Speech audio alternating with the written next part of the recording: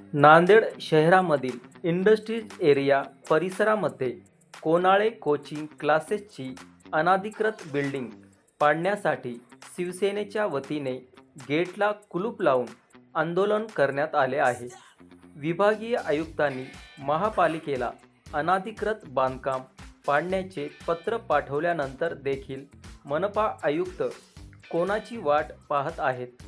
अनधिकृत बांधकाम पाडण्यासाठी यामध्ये कुठेतरी देवाणघेवाण झाल्याचा आरोप करत शिवसेनेच्या वतीने घोषणाबाजी करत आंदोलन करण्यात आले आहे व लवकरात लवकर ही बिल्डिंग पाडण्यात यावी, अन्यथा शिवसेनेच्या वतीने तीव्र स्वरूपाचे आंदोलन करण्याचा इशारा आंदोलकांनी दिला आहे।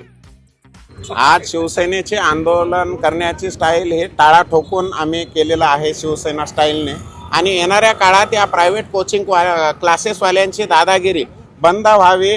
या विद्यार्थ्यांच्या मार्फत जे पालकांची लूट होत आहे, जे आवाढव्य फी हे वसूल करत आहेत, दाखवतात एक आणि वसूल एक करतात, यामुळे याच्या विरोधात, या पालकांच्या लुटी विरोधात शिवसेना रस्त्यावर उतरलेली आहे। हे जे आपण बघितलं ते कोचिंग क्लासेसवाले यांचे अर्ध्याच्या वरी 90% बांधकाम हे अनधिकृत आहे। यांना पाठीशी कोण घालतंय हे आम्ही रस्त्यावर येऊन विचारण्यासाठी शिवसेना रस्त्यावर आलेली आहे।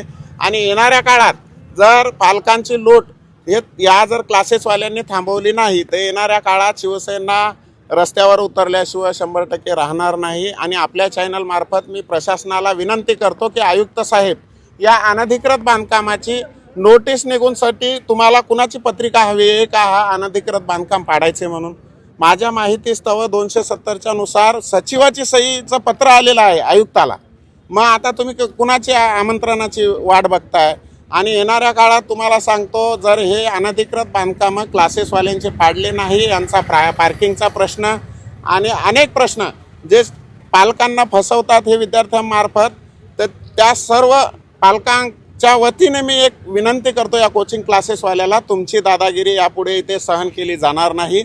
यानंतर शिवसेनेचं आंदोलन हे उग्र रूपाचं असेल आणि शिवसेना काय असेल हे तुम्हाला येणाऱ्या काळात नक्की दाखवल्याशिवाय राहणार। फसवणूक तुम्हाला सांगतो, यांचे टॉपर बघा, यांचे मोठे मोठे जे होल्डिंग लागलेले आहेत, तो एकच टॉपर हा प्रत्येक क्लासेसमध्ये कसा येऊ शकतो? माझा हा आपल्या चॅनल मार्फत या कोचिंग क्लासेसवाल्याला प्रश्न आहे। आणि तुम्ही 10 ते 20 हजाराच्या बॅच होते यांच्या, 20 आणि 30 हजारातून लोक 5 आणि 10 जर टॉपर येत असतील तर हा संशोधनाचा विषय। बाकी 90% जे 9,900 विद्यार्थी गेले कुठे? त्यांनी फी कमी दिली का? आपल्या चॅनल मार्फत या क्लासेसवाल्यांना आव्हान आहे, तुम्ही जिम्मेदारी फक्त 5 ते 10 लोकांचीच घेणार आहात का? बाकीच्या 90% लोकांनी फी नाही दिली का?